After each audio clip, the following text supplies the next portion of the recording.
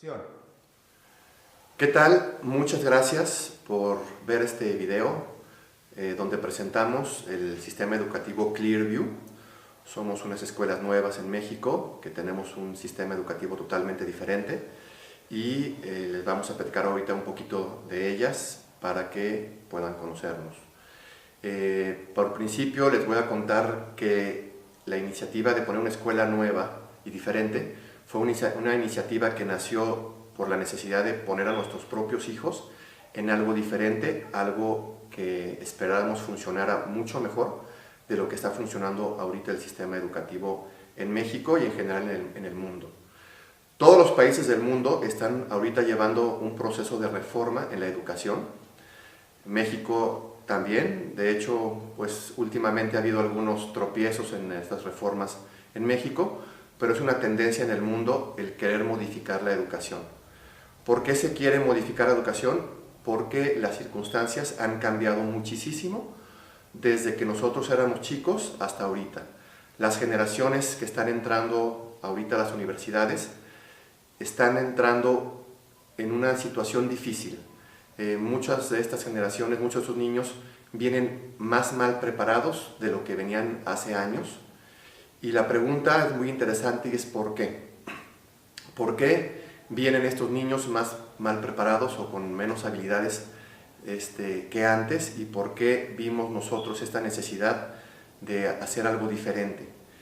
Los socios de Clearview son en su mayoría personas que están involucradas en la educación y llevaban años viendo cómo a las universidades están llegando con más y más problemas. Las universidades, algunas de ellas han tenido que bajar sus puntajes de ingreso porque a final de cuentas tienen que tener alumnos y manteniendo los puntajes anteriores hubiera sido difícil llegar a las cuotas de niños que necesitan para que puedan subsistir. Entonces, en un principio, nuestra iniciativa era únicamente enfocada a nuestros hijos. Queríamos que estudiaran algo de vanguardia, algo diferente, y no lo encontrábamos en ninguna parte. Después de un tiempo nos dimos cuenta, caímos en cuenta, que hacer esto para tan poquitos niños era impagable, era carísimo, y fue cuando surgió la primera de las escuelas que se puso en el municipio de Tlajomulco de Zúñiga, y de ahí ha surgido todo esto que hemos estado tratando de crecer y que seguiremos creciendo. ¿Qué es lo que pasa? ¿Por qué son los niños de ahora diferentes y por qué necesitan una educación diferente? Bueno, los niños que están ahorita en prepa o en primaria ya nacieron en el internet. No ha habido una generación en la historia que esté tan bombardeada de información y tan saturada de cosas a su alrededor, de imágenes, de sonidos, de contenido. Es una generación a la que se le está bombardeando desde que nace con miles de cosas. Es una generación que tiene acceso a cosas que nosotros no tuvimos. Yo cuando era chico, probablemente lo hice muchas veces, jugar con canicas, jugar con yoyos, jugar con cosas muy simples. No había internet, no había teléfonos celulares, había 4 canales de televisión. Si yo quería ver un programa de televisión, si yo quería ver al Chavo del 8, pues me tenía que esperar al miércoles a las 8 de la noche y estar pendiente para cuando empezaba. Había comerciales y tenía que tener la paciencia para esperar a que terminaran y ver la siguiente parte. Y si lo quería volver a ver, tenía que esperar hasta la siguiente semana. Eran otros tiempos. Los niños de ahora no es que sean menos inteligentes, ni mucho menos, probablemente sean hasta más inteligentes que nuestras generaciones. Lo que les sucede a ellos es que su mundo cambió. Y la educación no cambió con ellos. La educación se quedó igual. La educación sigue siendo la misma de hace 250 años. Y las condiciones en las que ellos viven son completamente nuevas. Ellos están acostumbrados a que todo es instantáneo, están siendo bombardeados por imágenes, por contenido en todos lados. Hay una competencia feroz por su atención, tanto de la televisión como de los juegos, como los contenidos en internet, y tienen acceso a todas estas plataformas en muchos lugares. Entonces, estas nuevas generaciones llegan a una escuela y la escuela sigue haciendo lo que se hacía desde hace 200 años, con poquitas modificaciones, y bueno, les parece muy aburrido. Dice Ken Robinson que la educación no hay que reformarla, hay que reinventarla. O sea, no hay que modificarla y hacerla un poquito mejor. Hay que borrarla y replantearla desde cero. Y ese es el propósito de nosotros. Nuestro propósito es tomar los elementos que están funcionando en otras partes del mundo y no tropicalizarlos a México. Nuestra intención no es tropicalizarlos. Nosotros no pensamos que los niños mexicanos sean diferentes a los niños finlandeses o a los alemanes o a los franceses o a los americanos. Creemos que son los mismos niños y lo que funciona para ellos ahorita creemos que debe de funcionar para los nuestros también. Y en este momento que estamos grabando, ya teníamos varios años trabajando en estas escuelas Clearview y les puedo decir que el sistema, claro que ha funcionado también para los niños mexicanos, igual que para los niños de estos otros países. Les platico un poquito. Un cambio gradual en la educación que tenemos no es suficiente. Necesitamos hacer un cambio radical. ¿Qué hacemos en Clearview diferente? Tenemos unos principios muy claros que queremos seguir y que de ahí se derivan muchas cosas. Uno de los principales, o quizá el principal, es que pensamos que los niños y los adolescentes deben de vivir felices. Tenemos que crear un espacio donde vengan a estudiar y vengan contentos.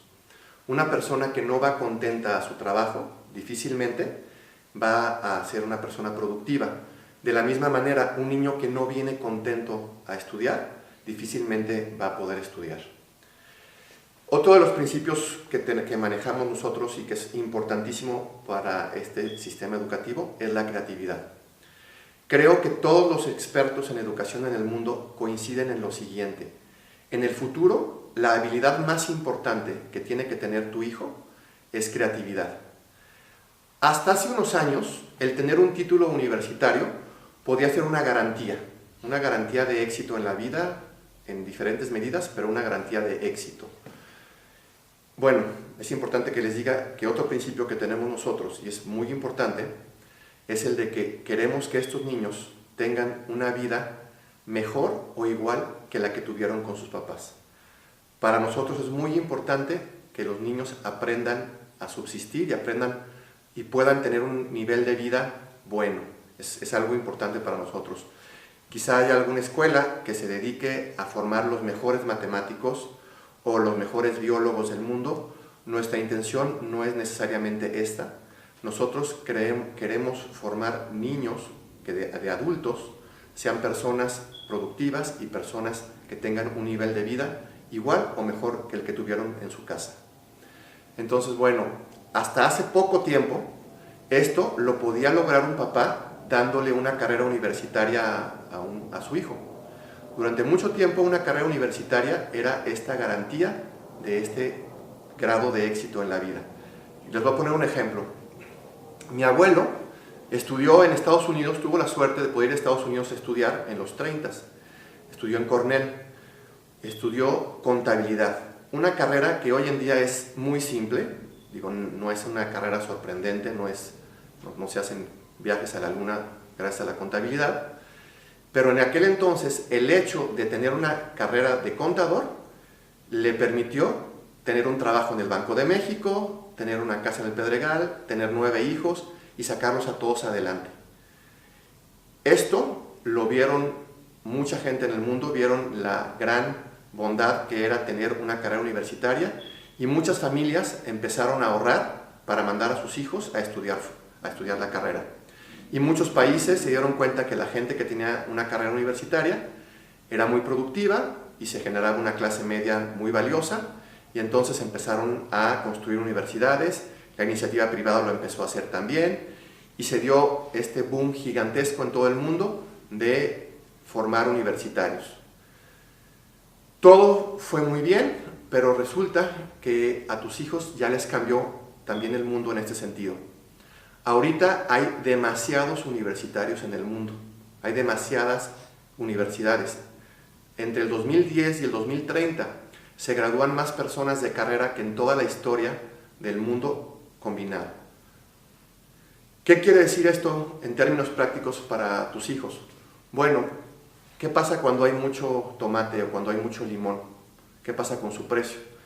El precio se desploma. Eso está pasando con el valor de una carrera universitaria en este momento. En este momento, una carrera universitaria vale mucho menos de lo que valía hace 20 años. De hecho, he escuchado datos sobre algunas universidades que costaban hace 25 años 5,000 pesos mensuales y los egresados salían ganando 15,000, y esos mismos egresados ahorita salen ganando 10,000, pero la carrera ya vale 22,000 pesos. Hay una competencia gigantesca en ese sentido. Si ustedes ponen un anuncio en el periódico y tratan de contratar a una persona, un arquitecto, un ingeniero civil, un administrador, un contador, un doctor general, van a llegar muchísimas personas a pedir el trabajo. Esto ha vuelto que el tener una carrera ya no sea la garantía que fue en alguna época para que tus hijos salgan adelante en la vida. La pregunta que se le hace a los expertos es, entonces, ¿qué hago yo como papá? Si yo ya no puedo garantizarle a mis hijos un éxito económico en su futuro por solamente con tener una carrera, ¿qué tengo que hacer? Y curiosamente todos coinciden en más o menos esto. Tus hijos en el futuro lo que van a requerir es creatividad. Creatividad definida como la capacidad de generar ideas nuevas que tengan valor. Ideas que generen valor.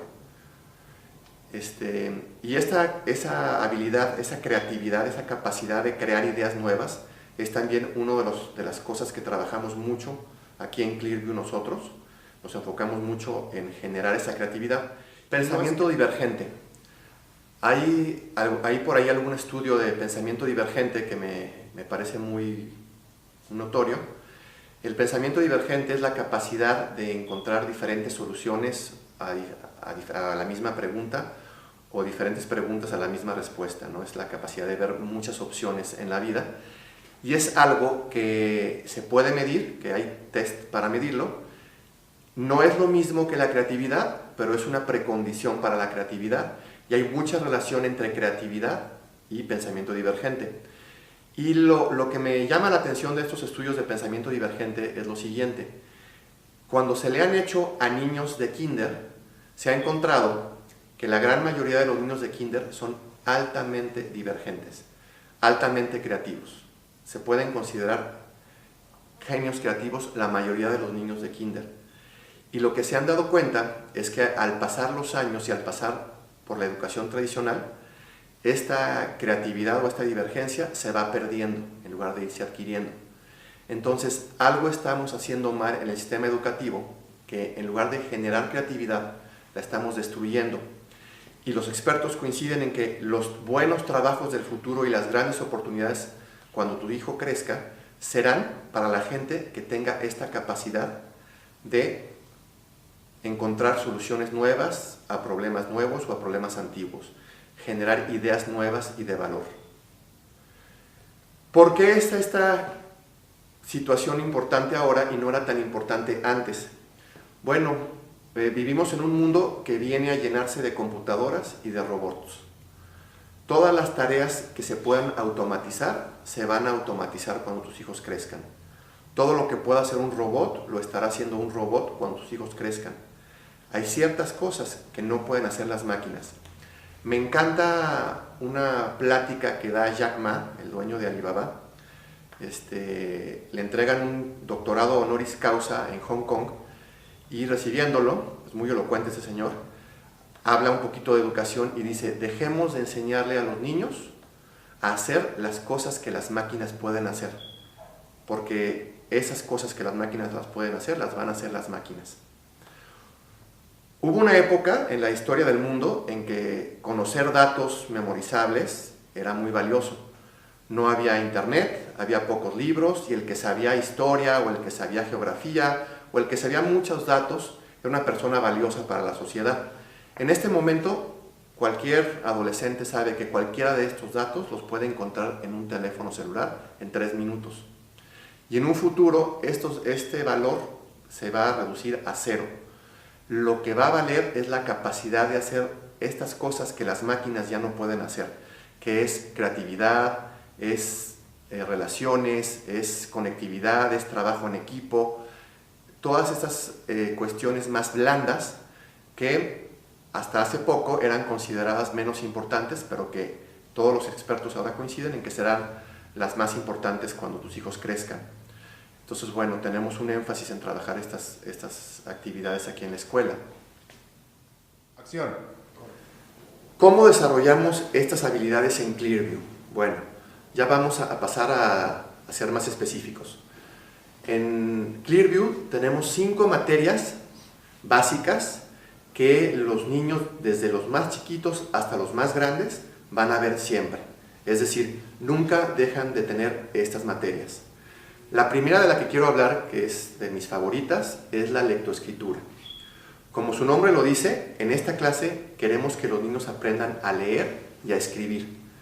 La materia más parecida en tu escuela actual pudiera ser la materia de español, pero nosotros tenemos un enfoque muy diferente y sobre todo una meta muy diferente. Nosotros, la verdad es que no enseñamos ni el sujeto, ni el predicado, ni el artículo, ni el gerundio. Nada de eso vemos en la escuela. A lo mejor algún día lo verán anecdóticamente con algún maestro. El enfoque que nosotros tenemos es en que lean y en que escriban. Desde chiquitos empiezan a leer cosas muy sencillas y conforme pasan los años van leyendo cosas más complicadas y más largas. En un principio empiezan leyendo cuento y de la misma manera cuando son más grandes empiezan a leer novelas y empiezan a leer libros que llamamos de conocimiento, ¿no? De filosofía, de negocios, de antropología, etc. En esta clase pretendemos que nuestros alumnos, cuando terminen la educación con nosotros, sean lectores de por vida. Esa sería la meta de esta clase, que sean gente que toda la vida va a seguir leyendo. La parte de la escritura es también muy importante. Queremos que cuando salgan de nuestras escuelas sean buenos escritores, que cuando escriban, ya sea por trabajo o por placer o por comunicación con su novia, la dicción, la estructura, el vocabulario sea algo que denote que son gente que ha leído. La lectura es algo importantísimo. Hay estudios que te dicen cuántos libros leen los adultos en diferentes países del mundo.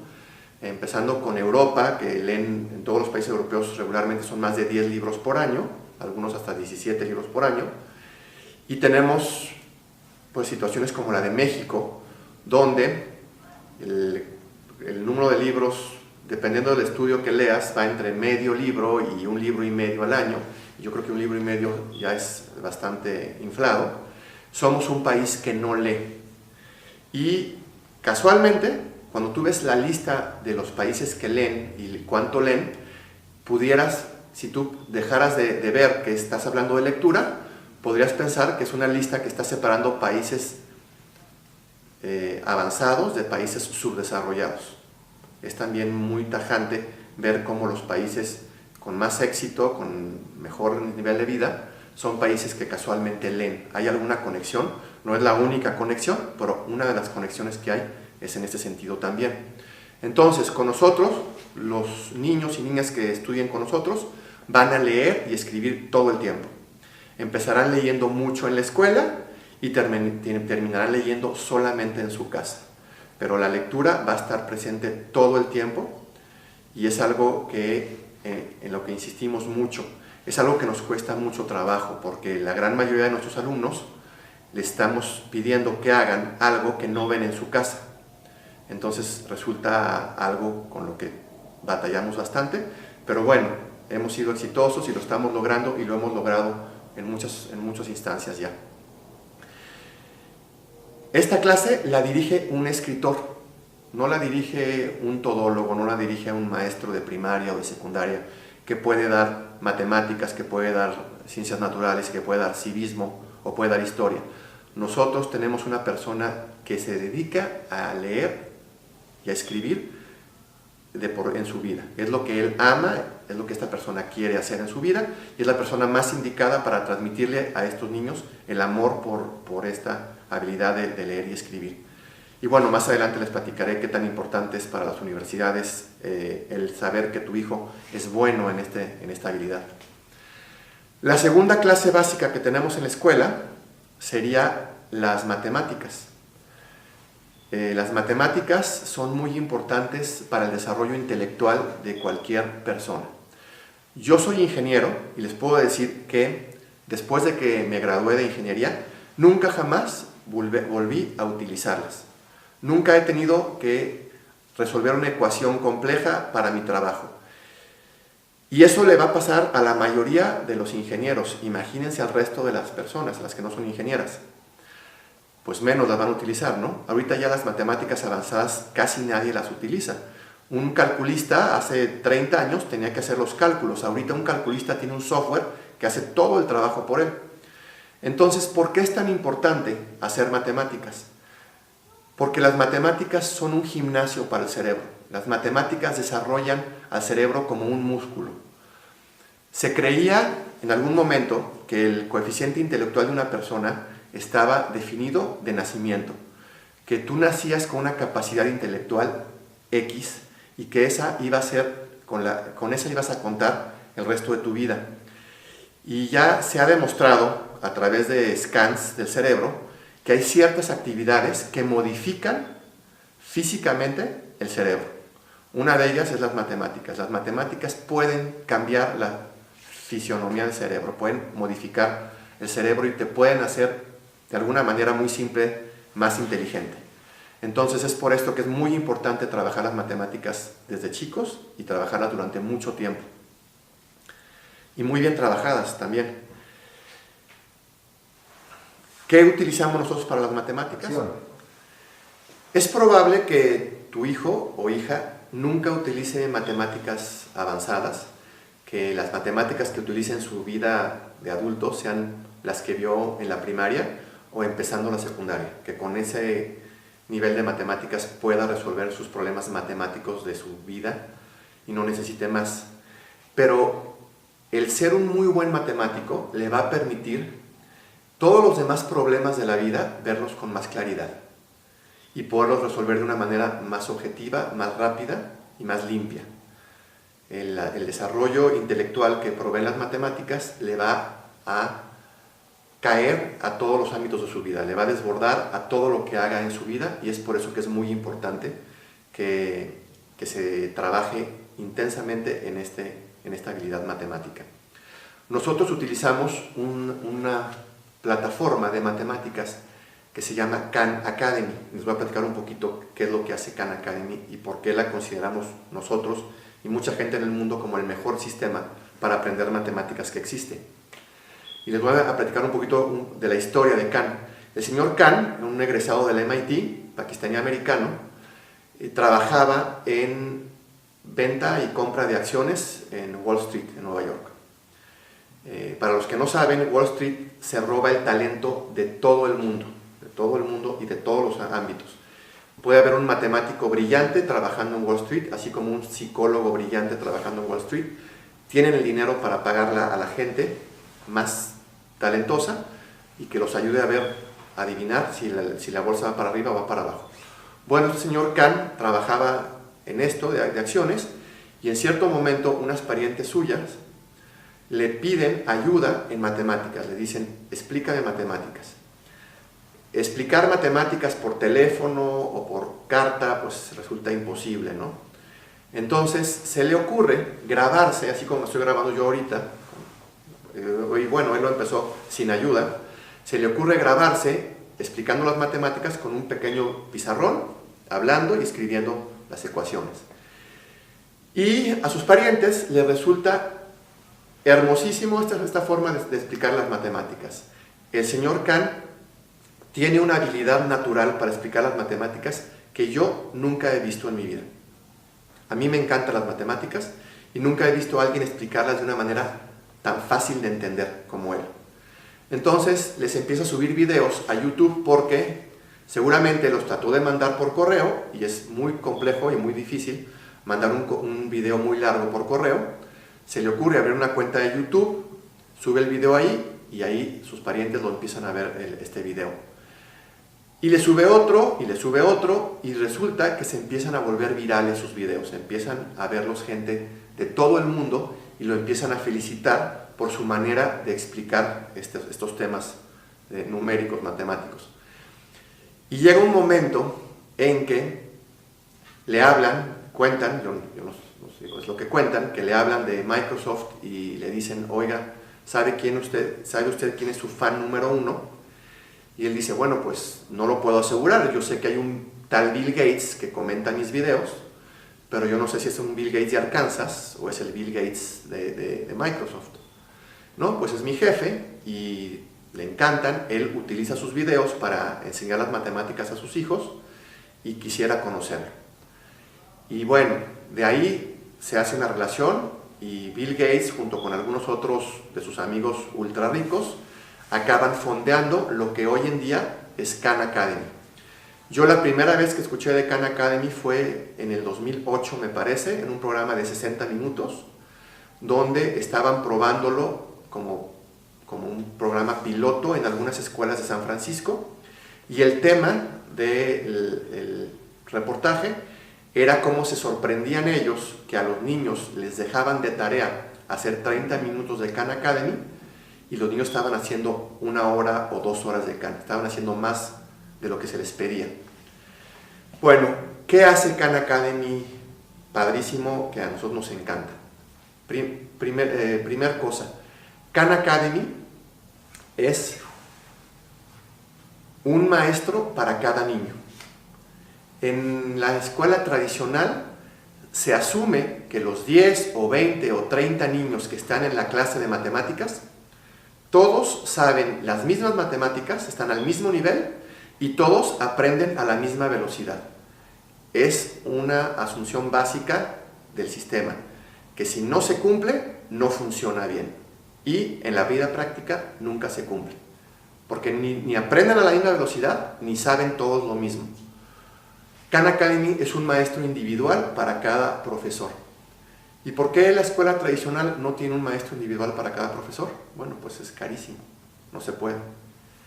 Pero con la tecnología moderna podemos tener algo como Khan Academy en una plataforma en la que cada niño puede tomar clases de matemáticas individuales desde su nivel. La forma de explicar la pedagogía matemática de Khan es algo brillante, es una forma muy fácil de entender. Para mi forma de verlo es una forma muy fácil de entenderla y muy práctica. Entonces, bueno, es una gran ventaja. Hay algo muy importante en Khan que me gusta mencionar. Conecta las matemáticas con la vida real todo el tiempo. ¿Qué pasa con un niño chiquito que a los 7 o a los 8 años ya no le gustan las matemáticas? Es que las matemáticas están siendo totalmente teoréticas y no le ve una conexión con su vida real.